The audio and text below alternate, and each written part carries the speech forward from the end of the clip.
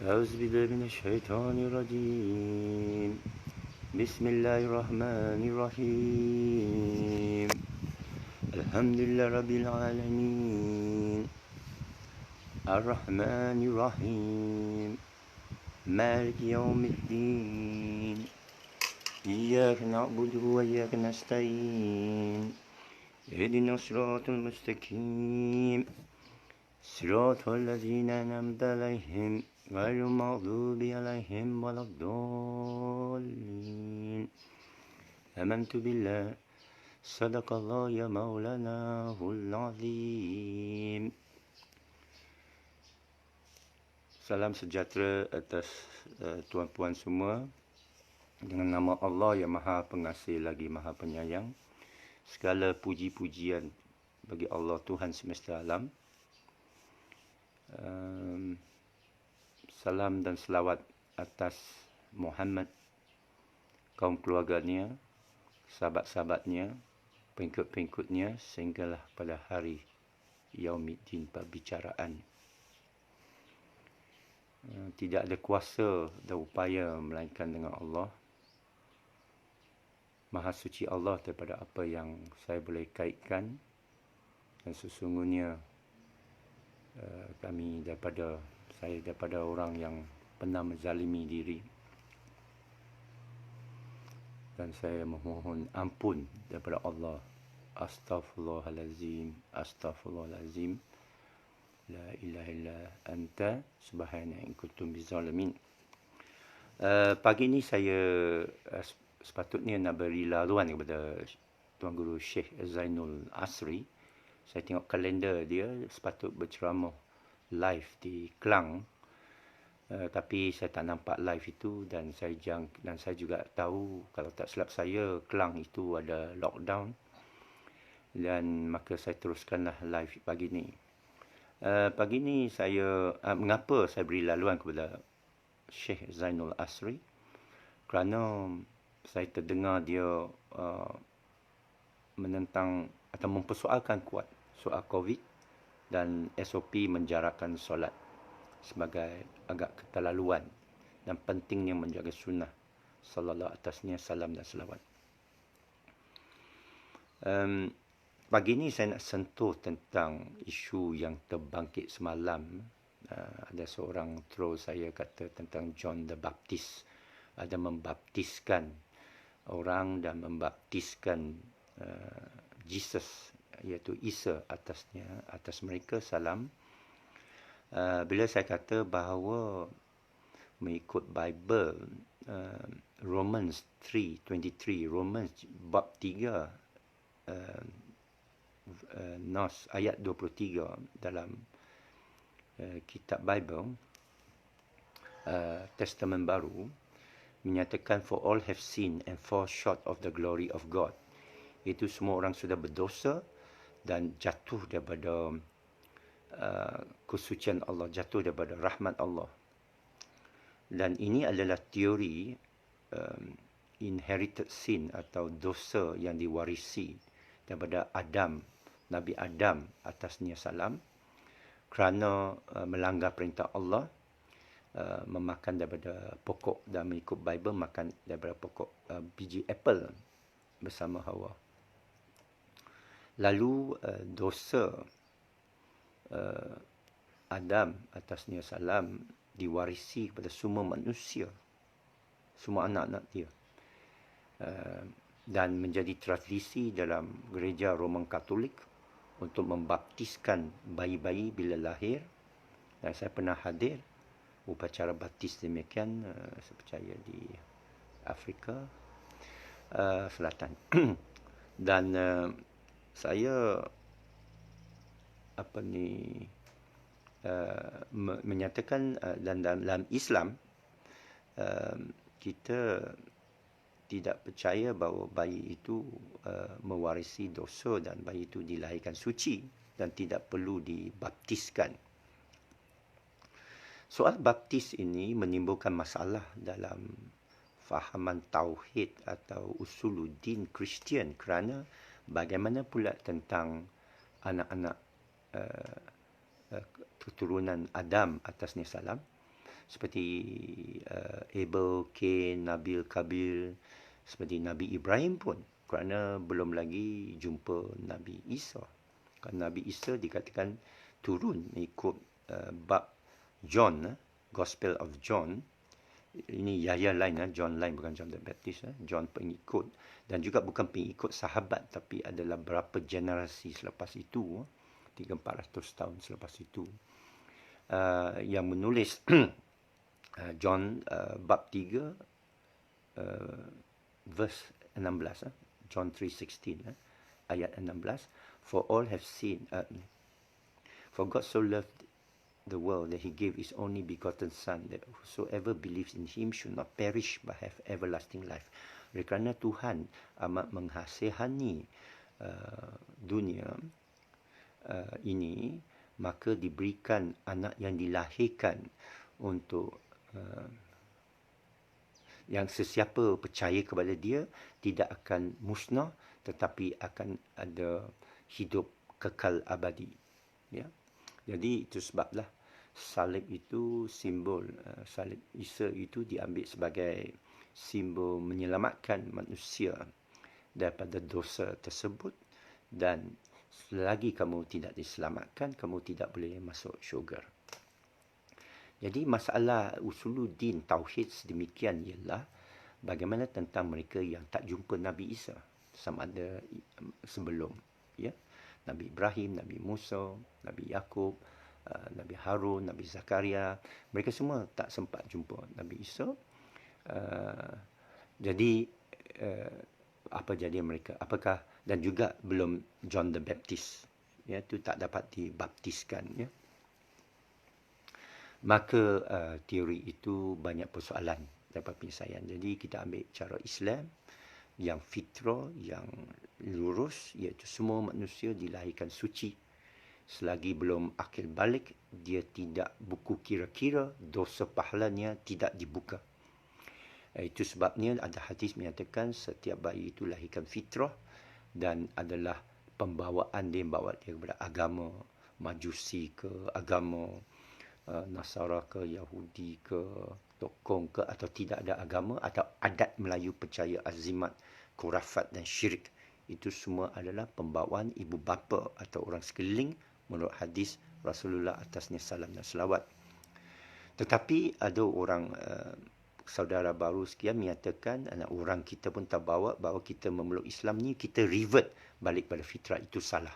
Ikut keterangan yang saya berikan ini, kalau orang yang mengetahui akan menghukumkan revert adalah salah, tidak tepat dan mengelirukan. Baik jangan sebut revert. Sebutlah seperti mana yang mafhum mutawatir sejak azali lagi, Islam itu memeluk Islam. Saya apa ini sudah memeluk Islam. Orang kata awak convert ke? Tak, memeluk Islam. Awak revert ke? Tak, memeluk Islam. Ya. Bagaimana orang Melayu? Dia pun perlu peluk Islam. Kenapa? Kerana ada 3 syarat. Merdeka, akil balik, naik saksi, tidak ada Tuhan melainkan Allah, dan Muhammad itu Rasulullah. Ada pun semalam orang troll saya mengatakan saya tak boleh sebut dan guna perkataan Tuhan, tapi kena sebut Allah. Itu pun satu kejahilan di kalangan orang kita tentang bahasa, dan saya tak mau bahas ini di sini. Kerana kalau kita larang orang guna Allah, kenapa kita larang satu gereja di Kuching, Sarawak? Di Sarawak yang tulis Bible dalam bahasa Melayu, dia sebut Allah, kita larang dia sebut Allah. Ya? Oh, kita kata maksud dia punya Allah tu lain, Tuhan. Ini pun kekeliruan tentang Nas. Kerana dalam Al-Quran pun sebut, Nabi Allah tanya kepada orang musyrikin, siapa Tuhan kamu? Mereka pun sebut Allah. Allah dalam Quran. Tapi macam mana pun, saya akan beritahu juga gereja di Kuching ni kenapa awak nak pakai Bible dalam bahasa Melayu pun. Orang Sarawak pun biasa boleh pakai Inggeris. Tapi kalau di Indonesia, memang ada orang berbangsa Indonesia, berbahasa Indonesia Kristian. Tapi di kalangan orang Melayu tidak ada Kristian. Orang asli, ya, pakailah bahasa orang asli atau bahasa Inggeris. Ini cara saya nak selesaikan lah. Tapi payah nak selesaikan kerana kedua belah pihak ada kejahilan. Jadi tujuan saya di sini ialah untuk lawan kejahilan dengan maklumat, dengan bukti dan Nas. Ya, sekarang saya pergi kepada Nas Kristian. Jadi John the Baptist itu sebenarnya baptis itu dipinjam untuk maksud baptis kanak-kanak. Baptize itu, baptis itu kepada kita ialah mandi wajib, gusul, iaitu dua. Satu ialah bila berlaku seks, hubungan jima, dalam fahaman tasawuf, kamu sudah syirik. Syirik kecil lah. Kamu berjima dengan lain dari Allah. Kamu cinta lain dari Allah, kamu mandi wajib. Apa dalil? Kenapa kita mandi wajib? Kita tak tahu. Kita main mandi wajib aja. Mandi wajib ini, basuh semua badan kamu ni dengan air sejuk sebenarnya. Ialah juga dalam taubat. Seorang tu taubat, dia mandi wajib. Tetapi tidak wajib, hukumnya sunnah. Kerana sahabat-sahabat tidak ada mutawatir hadis menyatakan mereka masuk Islam, mereka perlu, kerana mereka dulu musyrikin, mereka perlu mandi wajib. Tidak. Jadi kalau kita cek, mandi gusul itu sunnah bagi orang yang bertaubat. Kita bertaubat nasuha, kita buat solat taubat. Sunnah juga. Dan mandi wajib juga, sunnah juga.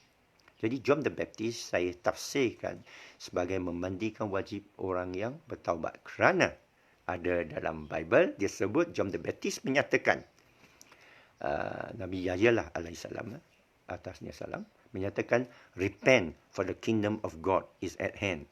Bertaubatlah kerana kerajaan Tuhan sudah dekat. Taubatlah, kerajaan Tuhan sudah dekat. Hukum Tuhan sudah dekat. Taubatlah. Jadi dia mandikan. Bertaubatlah kamu. Jadi Isa pun pergi jumpa dia dan dia mandikan Isa. Kalau Isa tu anak Tuhan, kenapa dia perlu dimandikan? Tak apa-apa.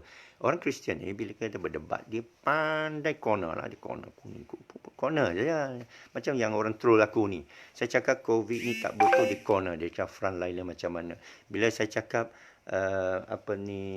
tidak ada bukti, habis itu data tu bukan bukti. Saya kata tidak ada gejala, habis itu macam-macam lah. Orang kan pusing. Jadi terpulang pada niat masing-masing. Saudara mau tahu kebenaran ke tak mau?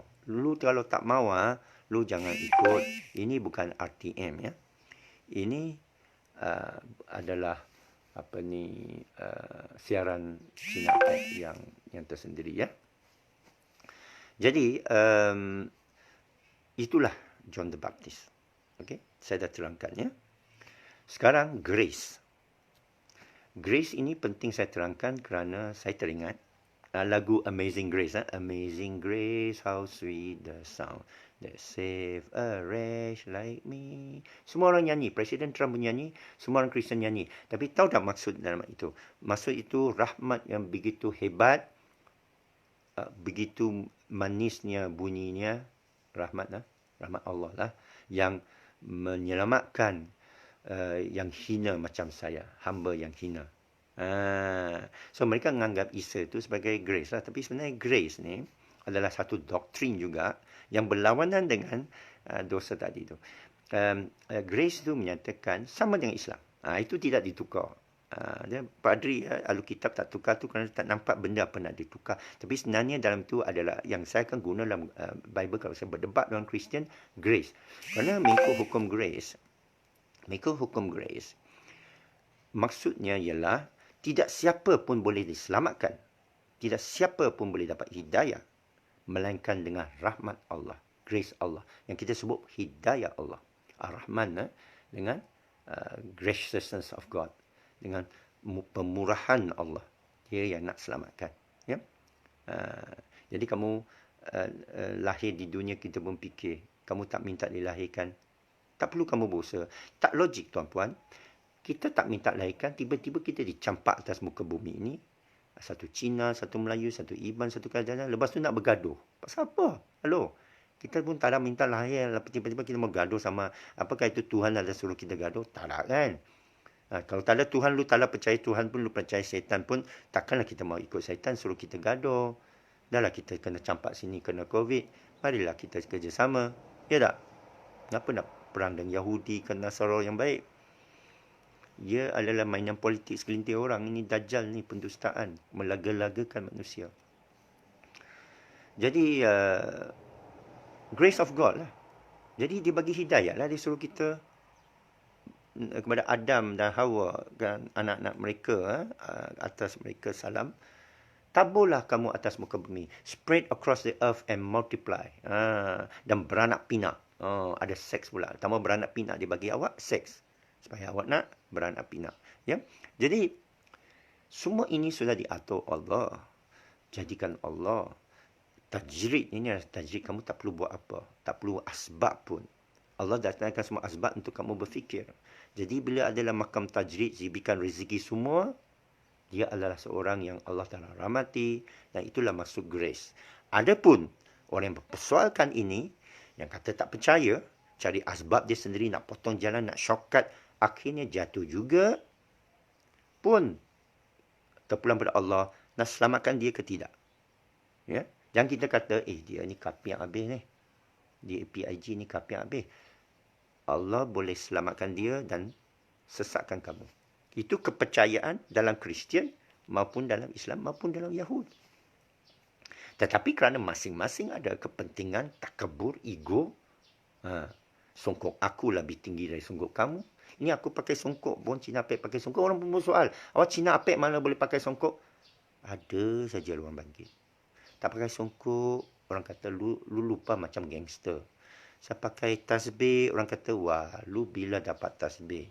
Ini nampak dah kitab-kitab belakang saya. Lu bila baca ini Arab?